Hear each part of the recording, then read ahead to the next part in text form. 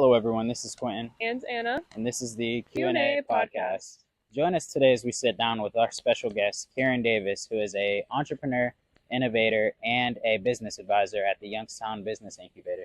Join us for this insightful conversation. Let's get into it. Thank you, Kieran, for being with us today. We appreciate you taking the time to sit down with us. So, starting off, can you just give our listeners a quick overview of your journey? A quick overview of the journey. So I am someone born and raised in Sharon. I did go to high school, middle school in Alabama, played football, had a lot of injuries, and then realized that I don't know if my body's built for this. So let me try to use my mind. And I was deciding between going to school for computer engineering, psychology, or business. I was always really good at writing. So for the point in time too, like most high schoolers, you kind of dabble in parties and I'm rapping and I'm making music. But so I also did some shows too. But I didn't know a lot of these things were helping me build confidence, talking in front of people, presenting, performing, and so forth. And ended up going to school for business. Now I was always selling things or just in that space, but I knew that I didn't have the proper mentoring, the proper tools, proper setup for me to really succeed in life. Where a lot of my peers, they come from families and backgrounds that were always developing and mentoring them and sort of refining them. I didn't have anyone refining me, so I had to take some years to really do my due diligence, reading a lot of books, getting into personal development, finding mentors and so forth, which allowed me to get into different opportunities. So prior to finished my business degree at LTI, which really just teaches you straight business. There's no electives, and that got me into banking. Did banking for a couple years, some IT help, some virtual teleworks, really in depth with customer service. So it allowed me to really develop again. I mean, some days you're talking to 100 people in a day about different issues in business. With that, I also developed a clothing brand at the time for mental health, and that went really, really well until with business, a lot of it is based on entrepreneur. If you have a solid idea, it's not so much that the idea isn't good; it's that the entrepreneur has to develop. So most times you see that when a lot of times something fails, it's always the entrepreneur. I know some entrepreneurs that blame the market, they blame the customers. They say that it's a bad economy. However, you see a lot of businesses that are still excelling no matter what. Through COVID, through all these things, they're still making money. They're still persevering. They're still gaining new clientele and so forth. Why? Well, they have a better mindset, they have better systems, they have better contacts. It's how they developed everything, how they structured everything, but also the way that they lead their company. So that was a big lesson for me on that. Even though I did a lot of sales, got a lot of awareness from that, which actually landed me the job I have at the incubator in Youngstown. They were aware of my brand and the impact that I had, and I grew really, really fast. So in a year, I probably sold over 4,000 different shirts, which is on a local level, that's just phenomenon. But there's a strategy for that. So that landed me to where I'm at now, helping women-owned, minority-owned businesses develop, structure, and scale their businesses. So kind of as a follow-up to that, how did those skill sets, then your interpersonal skills as well, and that mindset, how does it help you support the entrepreneurs you work with today? It's everything, because oftentimes people are trying to figure out, you talk to a business owner and they're like, well, I need funding, right? But sometimes funding will literally destroy your business and then you're just fall in debt, right? And the thing is, if you don't have what I would call motion, but the correct term would say, if you don't have the proper sales and systems in place for you to actually scale, you don't need funding. What you need is you need to build your marketing. You need better sales strategies. You need more sales channels to properly be in a position where you're scaling. Typically, you need funding when you are bottlenecked, right? Where I need to insert or expand my supply chain, but I can't because all my money is tied up in my current endeavors. Now I need some funding so I can invest in that thing and I can have a smooth transition into an opportunity with better margins, perhaps, right?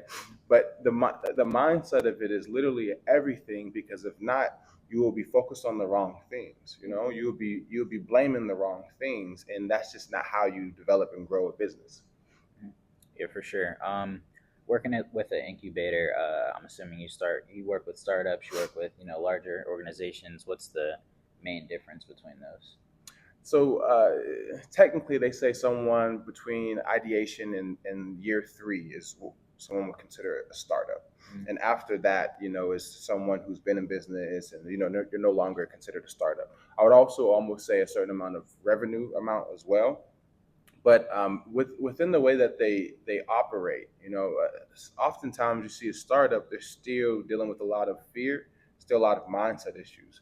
But at the same time, a lot of business owners, they go through multiple sorts of businesses. I don't know if you guys ever seen the movie The Founder, about how they developed McDonald's and so forth. So when the guy Ray Kroc, he has so many ventures that he went in, and they say that success is defined on how often you can face failure and still keep enthusiasm. Like no successful entrepreneur has just never took a loss, right? So oftentimes when someone treats a startup, they're also approaching them with the mindset that this business may fail. And it's because, well, that's just typically the roadblocks and hurdles you got to go through the startup phase, right?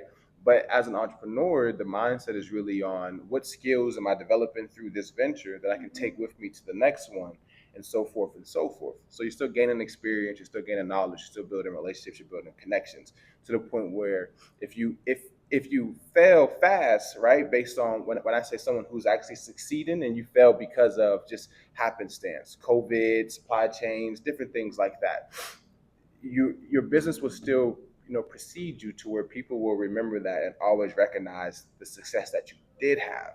So everything is success. Even if you just filed an LLC and you never did anything, well, this is a step further than probably 60% of people. Now you take that mindset and you evolve that and you grow from there into your next venture. But the main thing is just, potentially the amount of time someone spent in business, the relationships or team that they have, right? And then and again, most of it is just the mindset, the time in that industry, which will allow somebody to excel or not. But it's a completely different system, completely different structure that you see within startups and someone who is already in 5, 7, 10 plus years in business. Sure. What role would you say like AI takes in, your... Man, I think that it's funny. I was just talking to a group of interns at YBI because I'm always interested, because I'm a millennial, and then I see, you guys are Gen Z, right? So when I look at that, I'm like, man, 30, 40, 50 years ago, the internet was came about.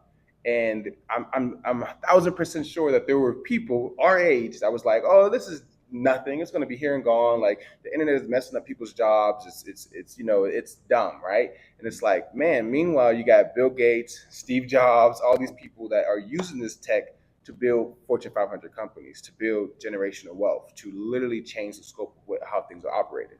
We're in that same thing right now. And the people who are reluctant, they are going too far behind the curve. Pretty soon, a team of 10 will go to a team of 2, because those 2 people, they're not technicians. They know how to prompt AI. They know how to generate the work of 10 people. So we're going to hire these people and pay them the salary of 5 and 5 as one, and they're going to make a ton of money. So even as someone, as an employee, learning how to manage and prompt AI is beneficial. But as an entrepreneur, same thing. It helps me create systems. It helps me keep work in-house and not have to delegate it or outsource it and so forth. And then with the advancement of that, now they have they call it vibe coding, where people are going to start prompting apps, coding just with a prompt. So I think that there's opportunity in that for new businesses to be developed with this new technology, that you don't have to be the mind behind it. And a lot of people who have the skill set, it doesn't really matter about if you're a writer, you need to learn how to use AI to help refine your writing or help save you time, because likely someone who's not a writer, someone who is, the person who is a writer leveraging AI is still going to produce a better product than the person who has no prior knowledge. So learn how to use these things. I think if you don't, again, we're going to be there's people now, boomers now, that still struggle with sending emails. It's they had a 30-year time span to learn email. So you always want to know what's going on with technology and how to use it and how you can best use it and what you're doing day to day to save you money, to save you time. And AI is definitely something you should be using. Other than knowing about AI and keeping up with trends, what is some advice you'd give to your 20-year-old self? Oh man, really just keep the big picture, but focus on the process. Mm. Oftentimes we get so caught up on where we're trying to go that we don't understand that, like, for example, if I woke up today and I was, the CEO of a billion-dollar company, likely I would struggle and they would probably vote me out, right? Because I'm not that person. But in the process, you're becoming that person. If you don't pay attention to that process, you never become that person. So you have to go through all the lessons, all the losses, all the failures, all the embarrassment, all the sacrifices, because it's shaping you into the person who will be that billion-dollar CEO, right? But focusing on that, becoming the billion-dollar CEO so much, you start to get discouraged when the results aren't coming in. Right. Start to get discouraged through all the ups and downs, all the disagreements, through all the no's. So shifting the mindset from, dang, why is this happening to me, to this is all happening for me in the process and journey of me becoming the best version of myself to build the best life that will impact me, my family, for future generations, and the people who we will employ, or the community where our business will be, the economy there. So it's all happening for you. So you really just have to just take everything on the chin and just understand that this is just a part of your story. It's part of your journey. Mm-hmm. Now that we look back a little bit, what's next for Kieran Davis? There's a couple of things I got going. So I'm in conversation with me and a small group are developing like a consultant company. A couple of things that I'm working on, and it's just part of your brain. You just almost have to. If you're an entrepreneur, it never turns off. You just are always looking for a solution to people's problems. And you are such a wealth of knowledge. Where can our listeners today connect with you? Man, LinkedIn. You guys can really events here. I'm planning on getting more involved here. So you guys have to get off the internet and come in person and shake hands and meet people, because that's really the vital thing. But oftentimes, if someone, I'm an easy person to get in contact with. So if you need me, it's pretty easy to find me. Oh, well, Kieran, thank you so much for your time today. We really appreciate it, and thank you for sharing all your insights with us. Of course. So until next time, this is the Q&A podcast. 2, 3, ho!